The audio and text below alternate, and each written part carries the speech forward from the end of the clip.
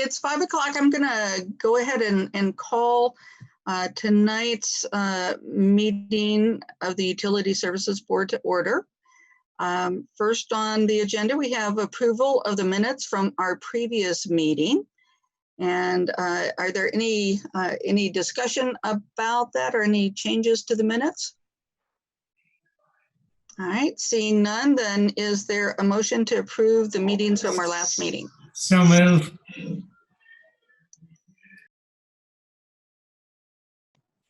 And okay, Amanda seconds.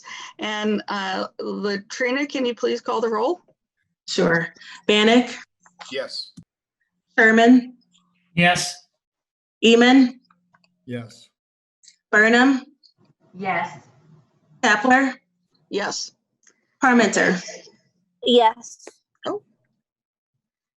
All right, so minutes are approved. Next up, we have approval of the claims. First up is standard invoices in the amount of $1,835,151.50. Are there any questions or comments on the invoices? Okay, hearing none, then is there a motion to approve the invoices? So move. Second. And Latrina, please call the roll.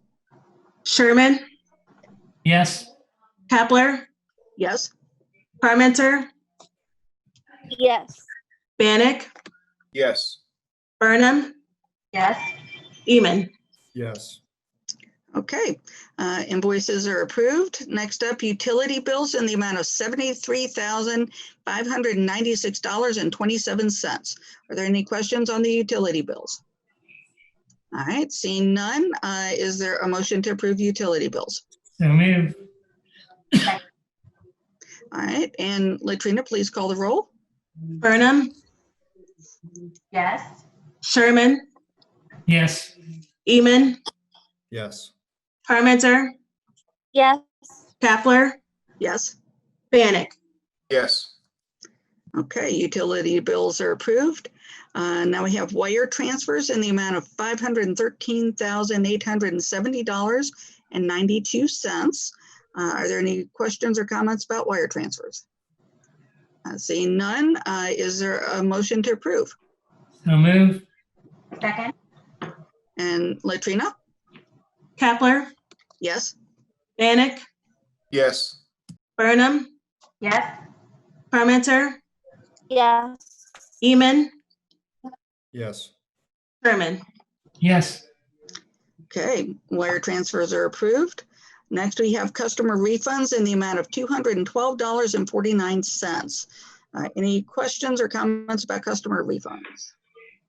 All right, seeing none, is there a motion to approve? So move. Second.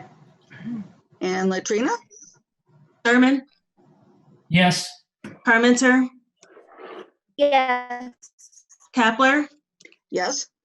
Bannock, Yes. Eman, Yes. Burnham. Yes. Okay, customer refunds are approved. The final two items under approval of the claims are for special check runs. One for bond payments in the amount of $1,193,102.03, and another special check run for the 2019 interdepartmental agreement for $2,189,730. And it's my understanding we don't need to vote on these, but are there any questions or comments for staff about these? Okay. And Vic, I'm correct that we don't need to vote on these, right? Oh, I'll chime in. You do not need to take a vote or any motion on this one or on either one of those. Okay, very good. Thank you. All right. Next up, we have the approval of the consent agenda and Vic Kelson. Oh, you're muted.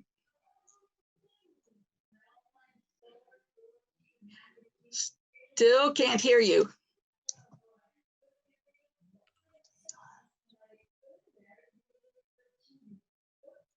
No. I don't know why it's not. Oh, there you go. Okay. Okay, that's weird. Good evening, everyone. I'm happy to bring the consent agenda tonight. It totals $50,219. There are 3 items. Commercial service of Bloomington for $3,250. That's for a water cooler at the service center. Again, to commercial service for $22,795.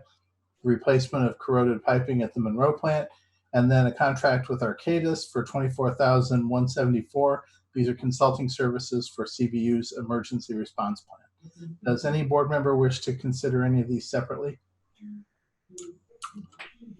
Hearing none, if there's no opposition, these will be approved as recommended by staff. I don't hear any opposition, so these items are approved. Thank you. Thank you, Vic. Next item is the request for approval of an amendment with Rance Fallbush for consultation services, and Laura Pettit is going to tell us about this. Oh, okay. Hi, good evening, Laura Pettit, Assistant Director of Finance. A few months ago, the board approved a contract with Rance Fallbush, who was a former CVU employee who had retired, to continue helping us with some parts of our AMI billing integration. We have about 2,000 meters left in the city to replace, and this contract just extends Rance's time. He still has, it would extend it to the end of September. It's not extending it financially. And I'm happy to answer any questions. Are there any questions for Laura? All right, hearing none, then is there a motion to approve this amendment? So move. All right, and Latrina, please call the roll. Burnham,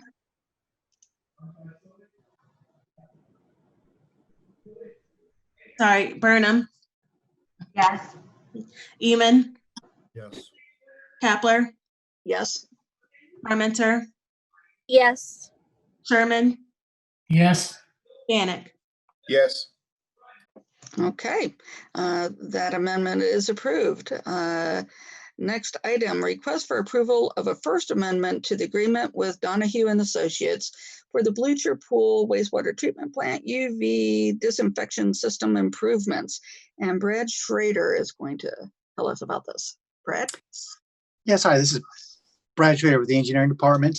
We have a contract with Mitchell and Stark to install a new UV system and then a new non-potable water system. Donahue was the engineer on the project, and the rush was on the UV, and we ended up delaying the non-potable system in order to get that UV in first. And so now what this has done, this delay has done, is it's ended up having us keep our engineer on board longer and more items to track and close out. So we have an amendment to just really retain the engineer for a further amount of time on this contract, and that is adding $14,500 to what was originally a $188,000 contract.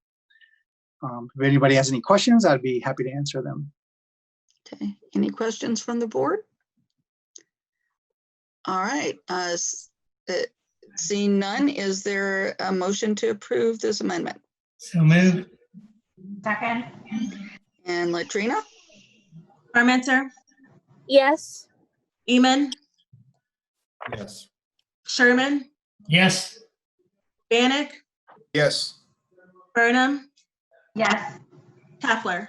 Yes. All right, that amendment is approved. Next item, request for approval of an agreement with Paul I. Kripe, Inc.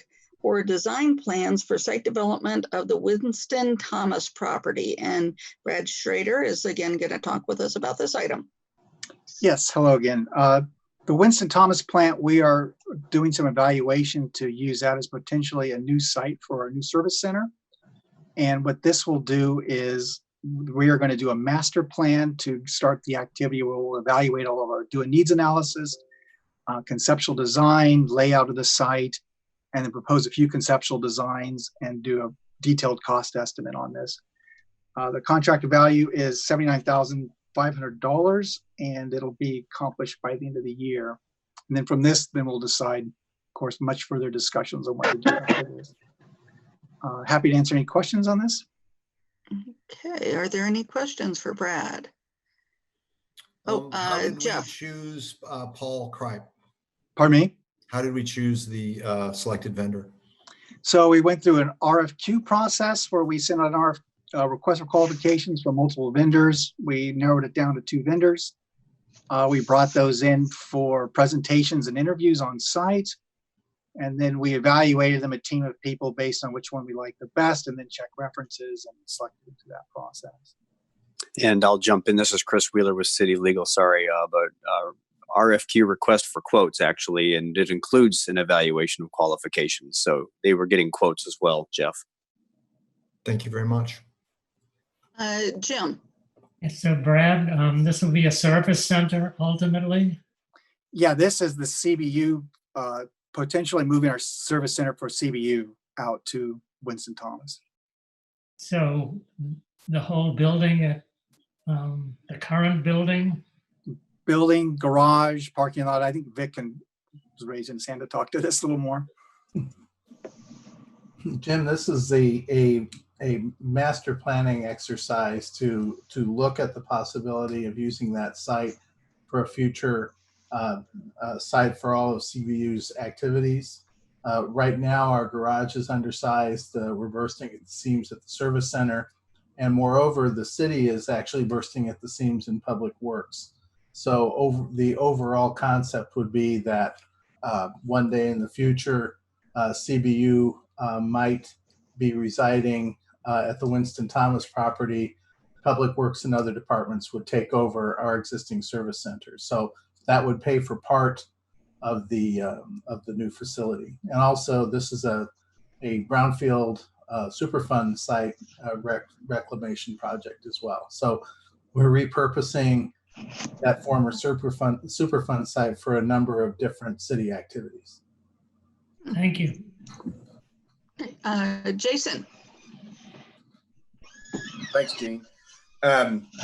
Yeah, we don't have to get into this too much today, but I'll be interested to hear more about why we want to do this. You know, on its surface, particularly the timing of this, I don't think is really good, frankly. And yeah, I'd want to see, you know, not really the city's analysis, but our analysis of, you know, why we need all this extra space. I mean, if there's one thing that I know we're learning at my real job throughout this experience is that people are not going to work the way that they used to work. And that it's probably a good time for us to think about how we use office space, how much office space we need, all those sorts of things. So again, I'm not interested in debating that today, but we'll want to talk about this more as this develops. I'd say that all of that's part of master planning. It's not only office space, but it's also storage of equipment, materials, and having a garage for doing repairs. Right now we have equipment sitting outdoors, and we have a field full of equipment and materials for projects that are sitting outdoors. So at some level, a project like this, and I agree with you, we don't know what offices will look like, but one day we will certainly want to have a yard that's covered. And we don't have a place to put that at the current service center. So basically the whole idea is to do a master planning process to look at all the options for that site. And we may or may not do anything with it in the future, but it's an opportunity. We began this long before the pandemic hit. So you know, that will take there will be a lot more analysis down the road. Okay. Well, I'll ask Amanda. her. Oh, go ahead, Amanda, please. My question is, how long have we been in this particular building that we're in right now? This building was built in the early 2000s after the previous building had burned down. The building we're in today is functionally identical to the building it replaced. So they didn't expand anything at all when the building was built. So that fire happened at Thanksgiving in 2003, as I recall. And the new building wasn't populated until 2006, something like that. Okay. And Jeff, I think you had another question. Well, yeah, I mean, I just think a follow-up to Jason's question, he always gets me thinking, would a site enhancement option be a part of the master plan where they looked at the available space that we do have at the service center and what it would take to build a suitable shelter for the equipment there? If they're, I mean, I don't know, I'm just saying, is a no move option on the table for the options being considered? That's certainly something that can be considered, and we can talk with them about it. Practically speaking, we have no space at the current service center property. If you drive down to Winston Thomas, you'll see a couple acres covered with pipe fittings, manholes, and other appurtenances. So, we need to find a place to put, certainly to put stuff. And how we work as office workers is still an open question. And any other comments or questions? Yes, Jason. So Vic, do you know, did the ratepayers pay to construct the current service center? I believe part of it was insurance proceeds and the rest was paid by ratepayers, I believe. Okay, thanks. And then any movement of other departments into city departments into our current facilities would obviously require some reimbursement from the city, which would be done, I presume, at market value. I don't think we're allowed to do anything else. So that would certainly be part of the equation. You anticipated my follow-up question. Thanks. Very good. Well, and I would just like to echo Jeff and Jason in thinking that it would be good in this planning process to look at all of the options, including not moving and seeing if there are any, other options for staying put. But, I just think it should be considered. So, having said that, then what is up for consideration is approving this agreement to have this analysis done. Pardon? Okay. And so is there a motion to approve? So moved. A second. And Latrina? Bannock, Yes. Sherman, Yes. Burnham, Yes. Kapler, Yes. Eman, Yes. Parmenter. Yes. Okay. That request is approved.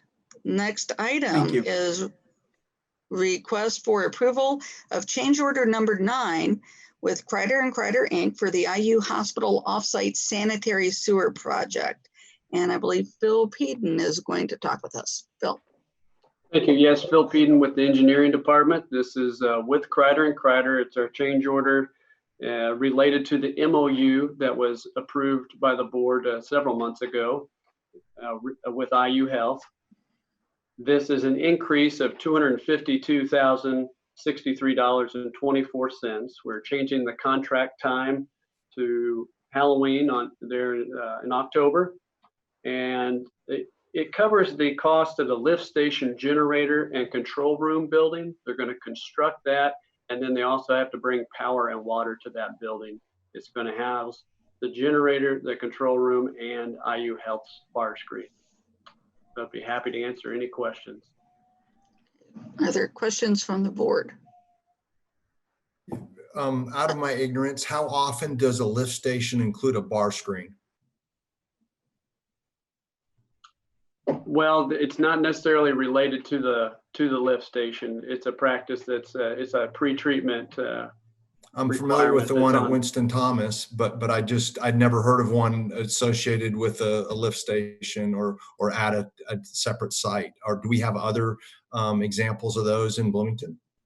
It's more of a facility requirement. So we did some research, and assisted living centers or hospitals will be, the utility will require it. It's more of a pre-treatment component, so it doesn't enter the system.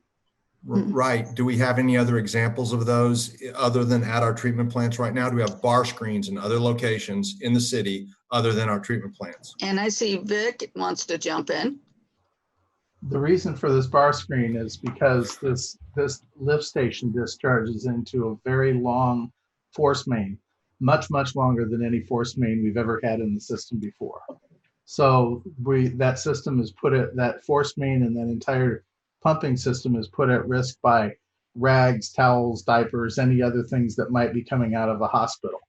So the purpose of the bar screen is a pre-treatment requirement to keep the hospital from possibly plugging up that force main, which would be detrimental to their operations and everything else as well. And I understand the purpose. I'm just wondering if there are other instances of bar screens in. Thank you. Not in our system, but we understand that the hospital in Bedford has one in their system. Seems like a very good practice. Thank you. Any other questions for Phil? Okay, seeing none. Is there a motion for approval of this change order? So moved. Second. And Latrina, please call the roll. Kapler, Yes. Bannock, Yes. Sherman, Yes. Eman, Yes. Parmenter, Yes. Burnham. Yes. Okay, that is approved. Next item is a request for approval of an agreement with Denton's Bingham Greenbaum LLP for legal representation regarding disputes with Duke Energy. And I believe Vic Kelson and Chris Wheeler are going to talk with us about this. Yes, I'll introduce it. This is related to the Jordan Tunnel project, the replacement of the Jordan River Tunnel going through the middle of town. As you know, we've been working for a number of years to get this project on the books. It's going to be a $10 to $12 million effort.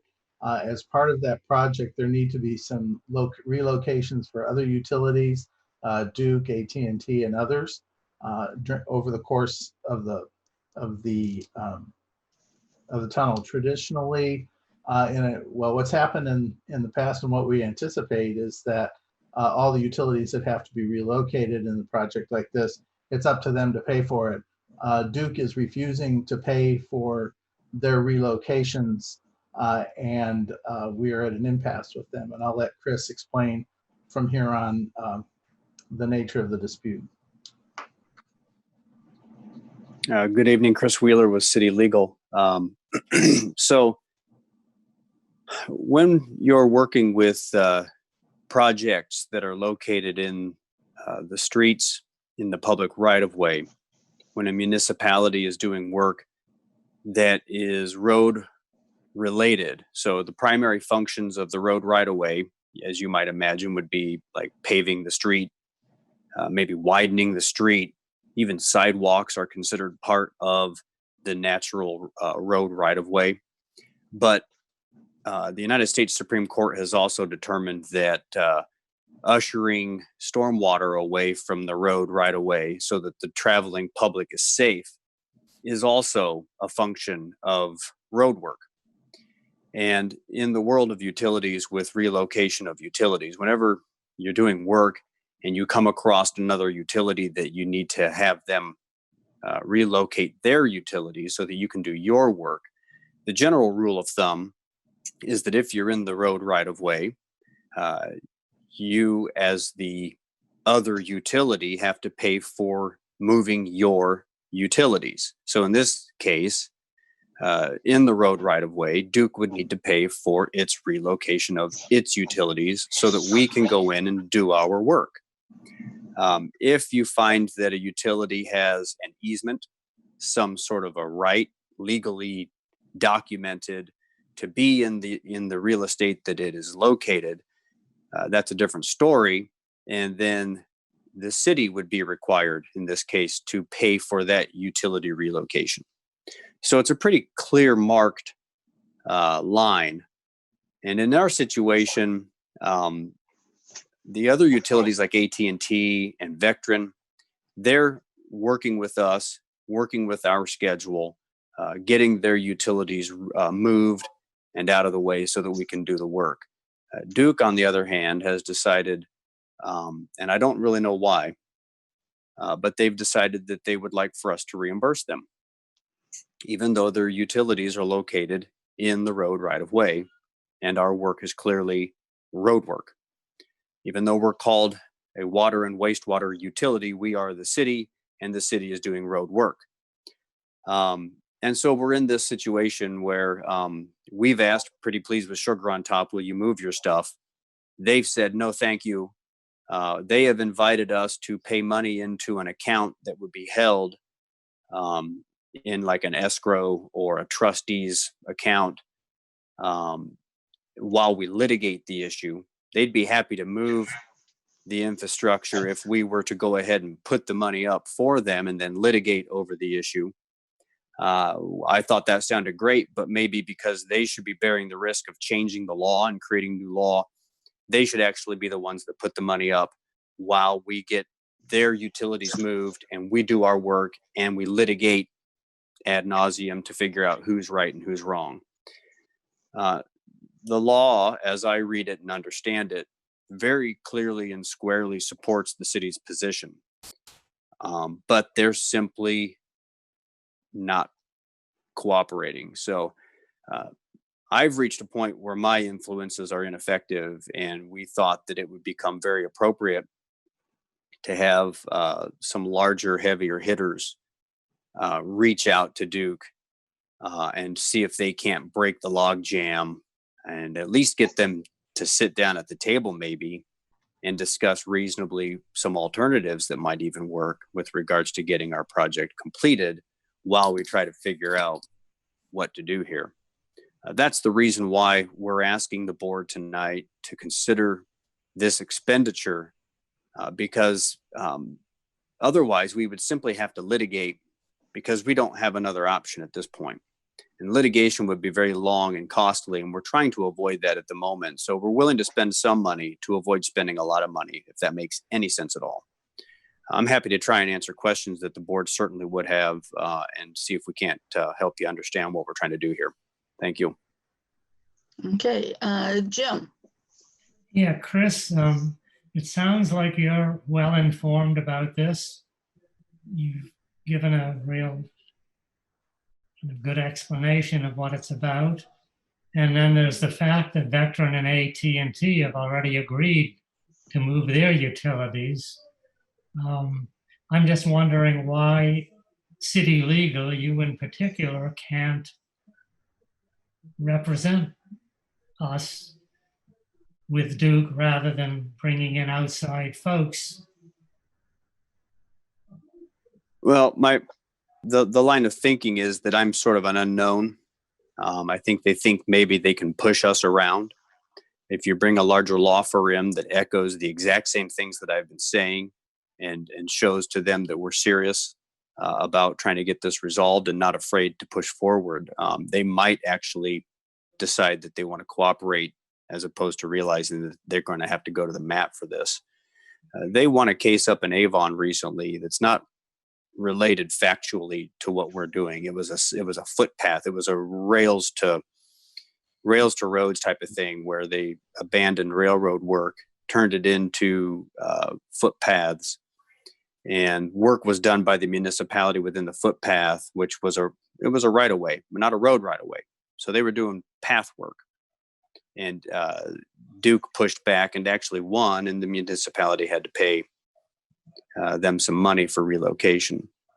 And I can't really say, Jim, I don't feel like I'm having any effect on Duke. I feel like they don't think that I have any real chops to push them around.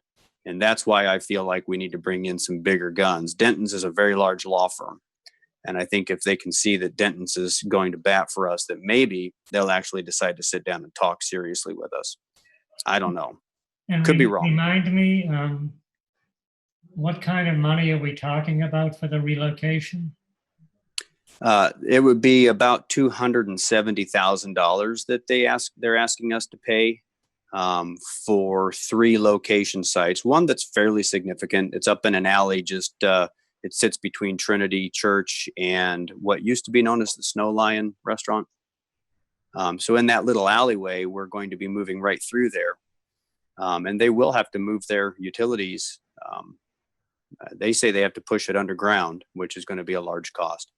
The other 2 areas are very minimally impacted, but they're saying it's $270,000 worth of relocation costs that we would have, that they want us to pay. They have other costs. They're just not asking us to pay those. And what would you estimate ultimately the cost of the law firm will be? The contract is capped. Let me pull it up again. I believe it's a not to exceed 20,000. But that could So, grow. it won't if we decide we don't want it to. Right. It won't grow. It's not to exceed 20,000. That's not to say they're going to spend 20,000. It's just to get us to a point where we try to negotiate a settlement. If we decided that there was some rationale to having them represent us in court, yeah, that would become very expensive. And I might agree with you at that point, Jim, that maybe we should just do it. I'm not afraid to go to litigation. I've been to the Supreme Court of Indiana. I understand how to work around a courtroom. But as it stands, we're just trying to see if this won't blast them off of their position. Okay, thank you. That's a good explanation. There's another thing at work here too, and that is that this is not the only time that Duke is not the only utility that needs to be relocated on this project. AT&T's relocation expenses exceed $1 million on this project. They have not made a similar request, but I promise you, if we pay for Duke's, they're going to come asking for it too. And every project we do from now on, we're going to be getting the same request. So this is a question that needs to be answered. Any other questions or comments? Looks like Megan has a question. Oh, Megan, yes. Okay. Thank you. Megan, we're having difficulty hearing you. And, being new to this and just Megan? hearing about different projects. Hey, Megan, I think we might come back to you because we cannot hear what you're saying. Have there been projects that we've moved for Duke? Have there been I projects heard that. toward Duke? Yeah, I heard the question about whether we've moved anything for Duke. The host might mute Megan for just a second because she's still got stuff streaming in. Okay. Okay, it looks like she's muted. Well, it sounds like bad banjo music. So I will answer the part about Duke if I can get in there real quick. Not since I've been representing CBU can I think of a time where we have had to move anything for Duke. I could be misremembering. I can't think of any time where we've been required to move our utilities for a Duke project and whether or not we were ever asked to pay. It would depend. Now, in that situation, anything that Duke's doing would not be a road project. And so if we were in the road right of way, we would be expected to make the payment to move to get out of Duke's way. And I understand that. That's the law and we would be required to pay. But if we actually had an easement and we were located in that easement, we would be expecting Duke to pay for our relocations. Most recently, and with the state of Indiana, we were expected to move all of our utilities out of the way while 69 rolled through. Now, there were some issues with regards to that, and we negotiated with the state of Indiana with regards to that road work, and they actually paid us some money as reimbursement towards some of our relocation in that situation. But that's a different story. And Amanda, I think you had a comment or a question. Did I see that? Yeah, I just need a little bit of clarification, Chris, because I know you keep saying we, and is we the city? I mean, like, is this the city going after Duke, or is this CBU going after Duke?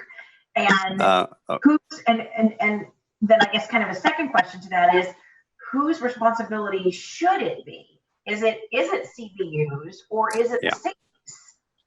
Yeah. So first of all, I'll make a few points there. There is no distinction between City of Bloomington and City of Bloomington utilities. Now, there is a distinction between whether ratepayers should pay for something versus tax money that the city has.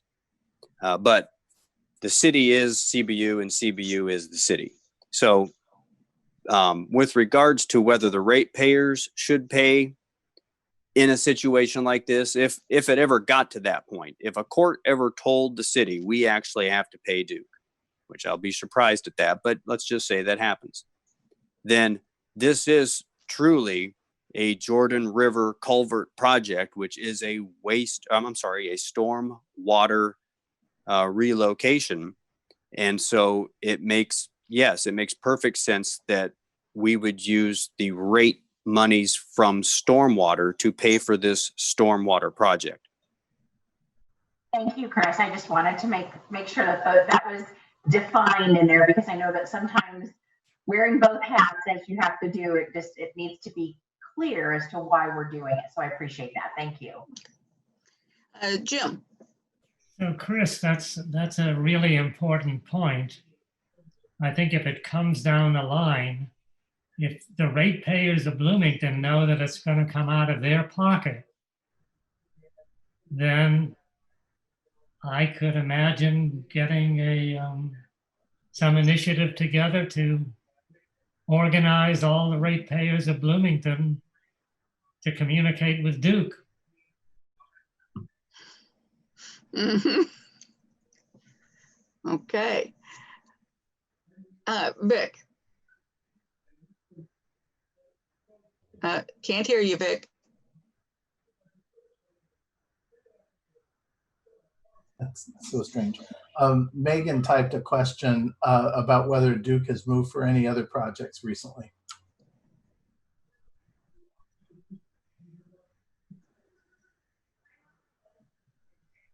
I'm not aware of any that we've required Duke to make any relocates for us. Now, maybe Duke's had to relocate for like streets, public works. I'm not sure, but not with regards to our utilities.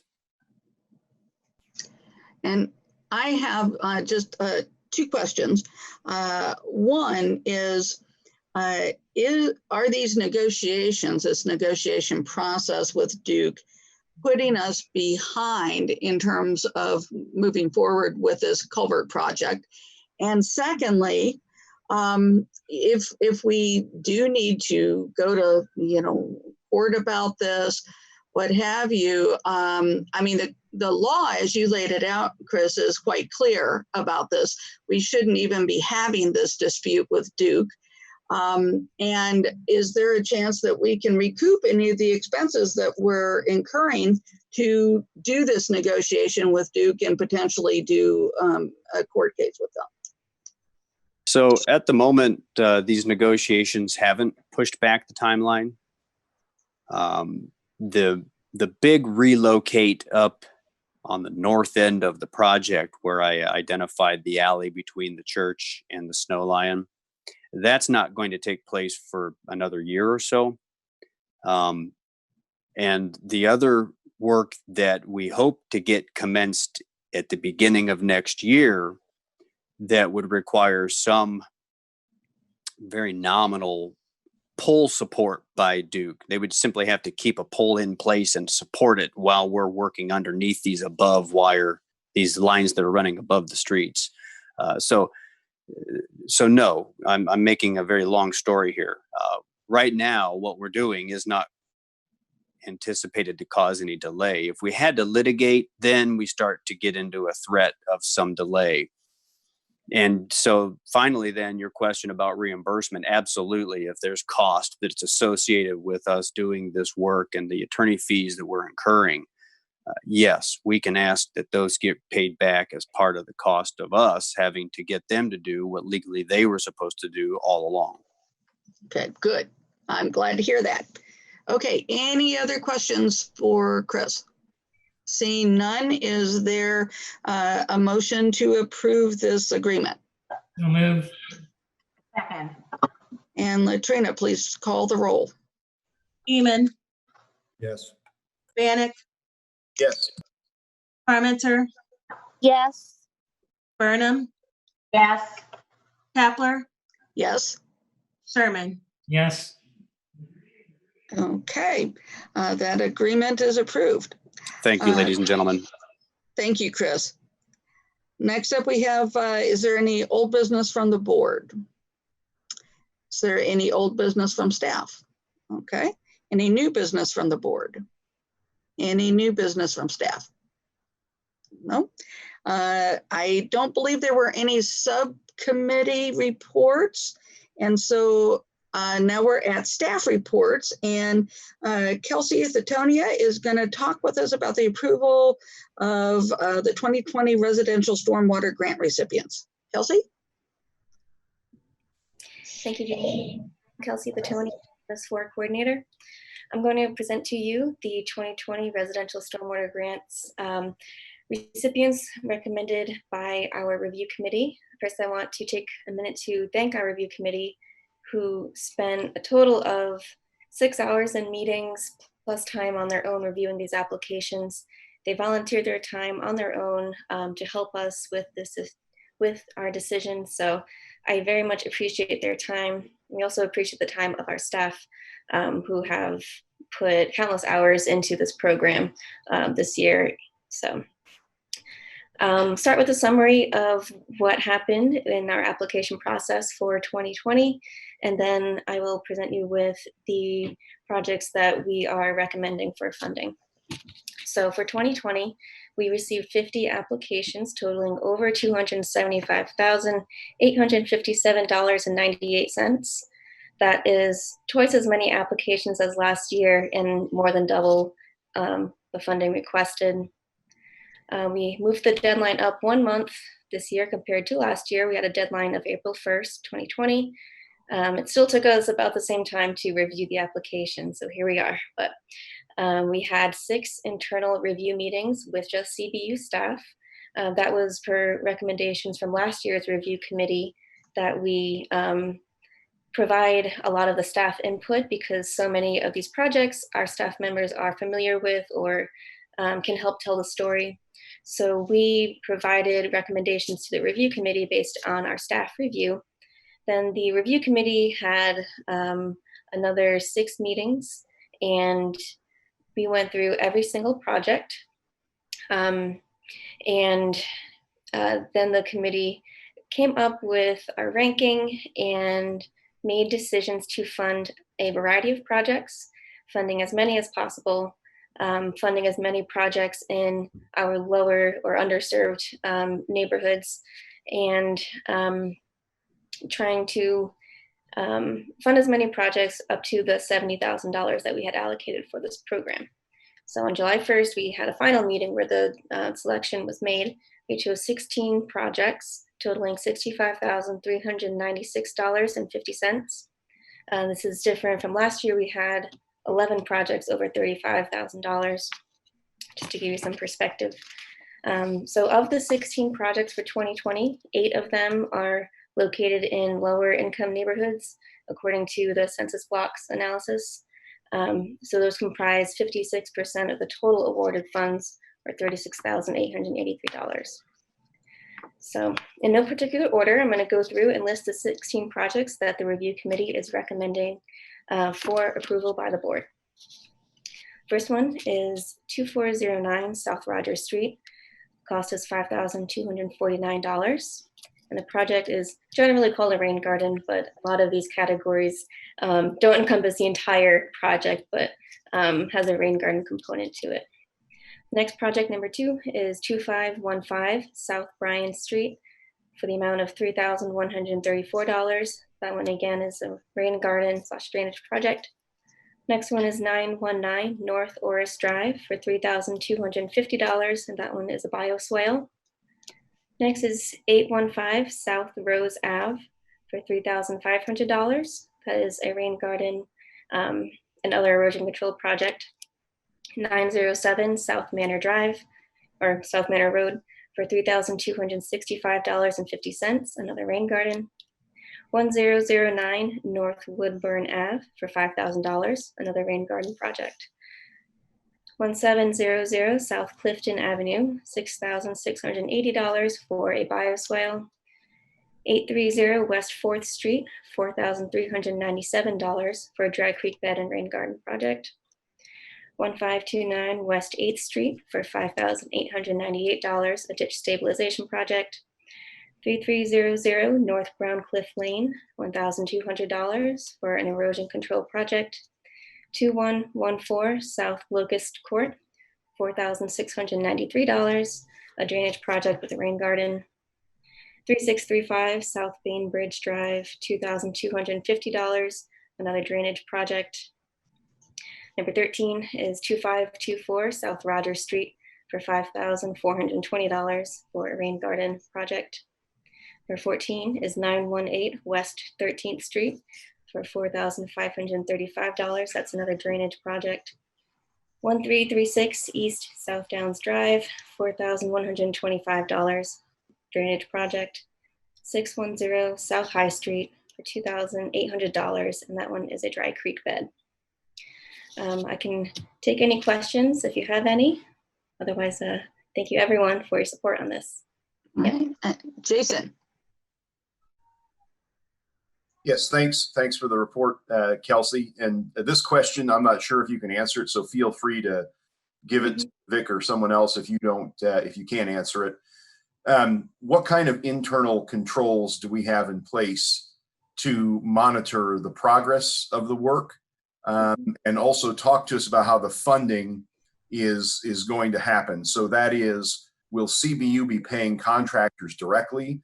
Will someone be, going to check on these things? I think back to a few years ago, the Civil City got itself in some trouble with this, and just want to make sure that we have the appropriate safeguards in place to make sure that everything is happening the way it's supposed to happen.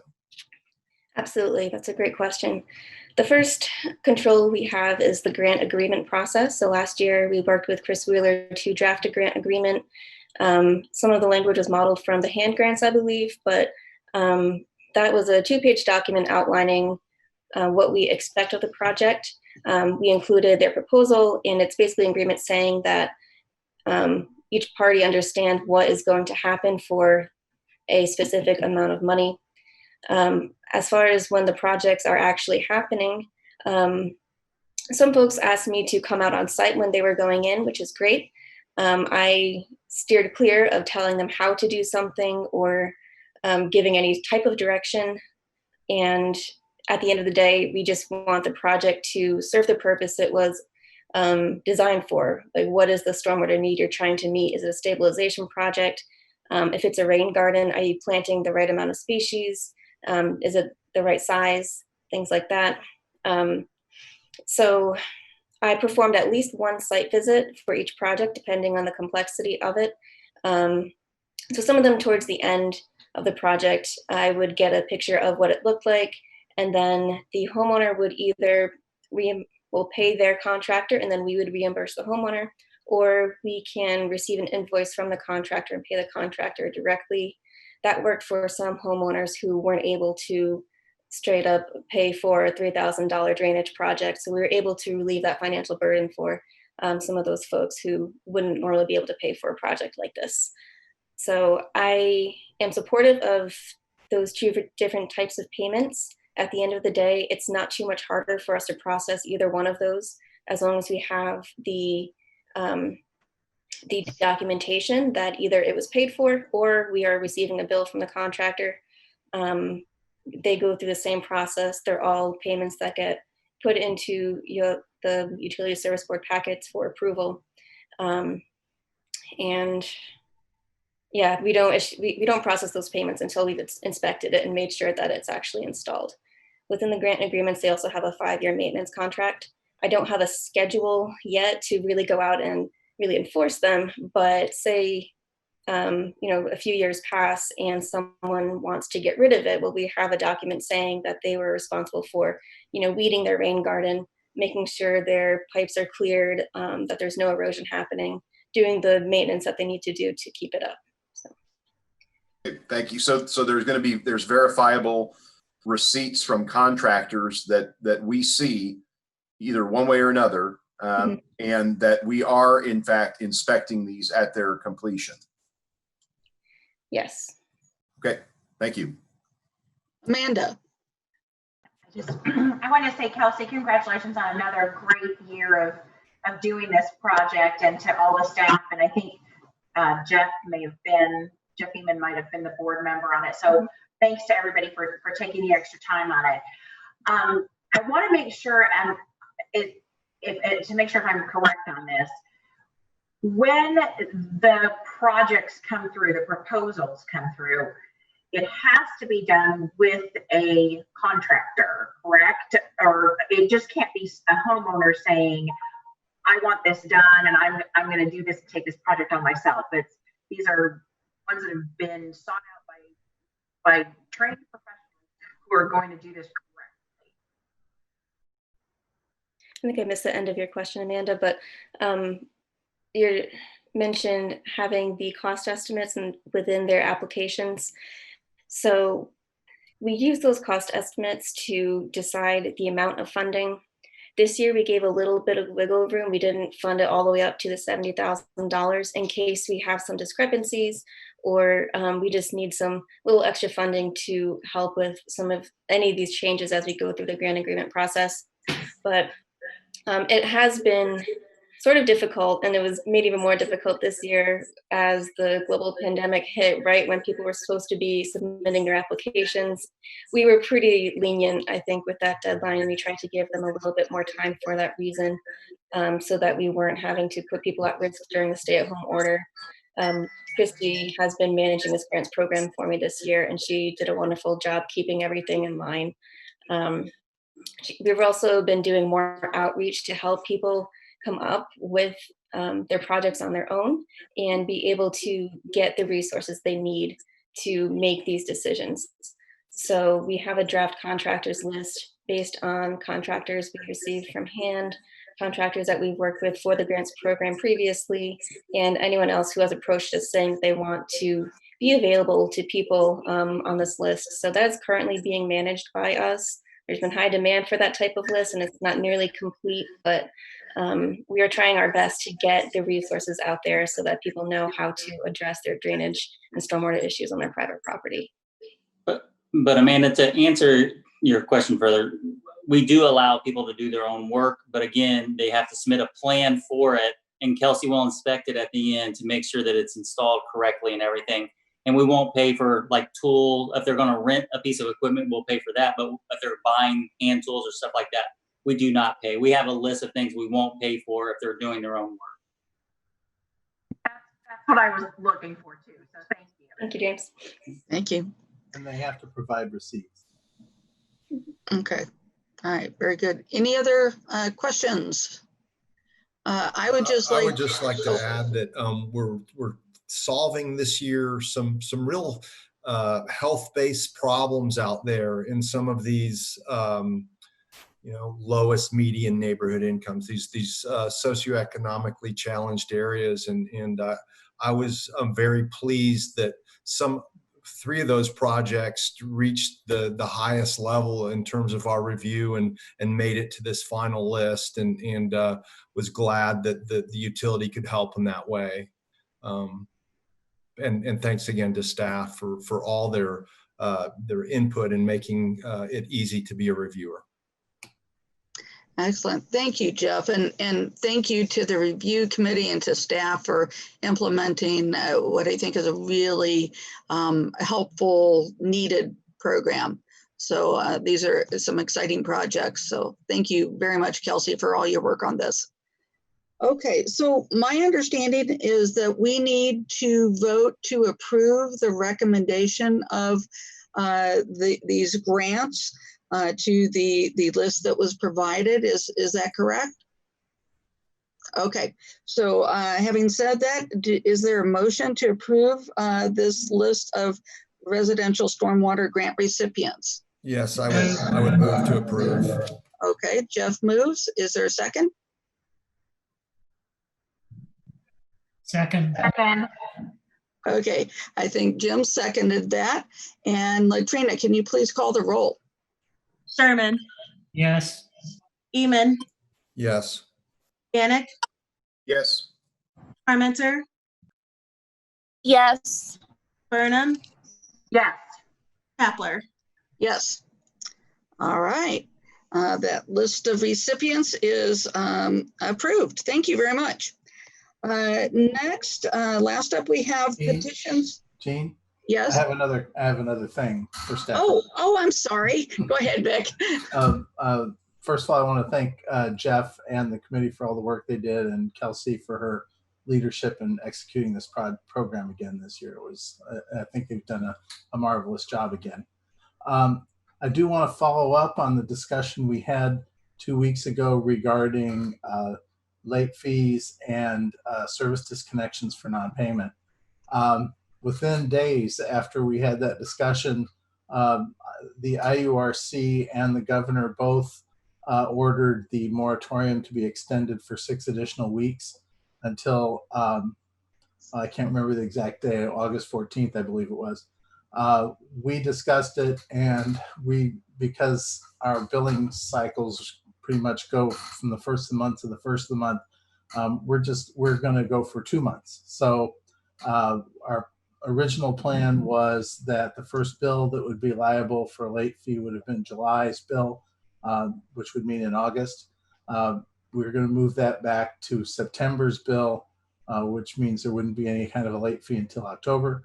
And then service disconnections would be, we originally planned to restart those in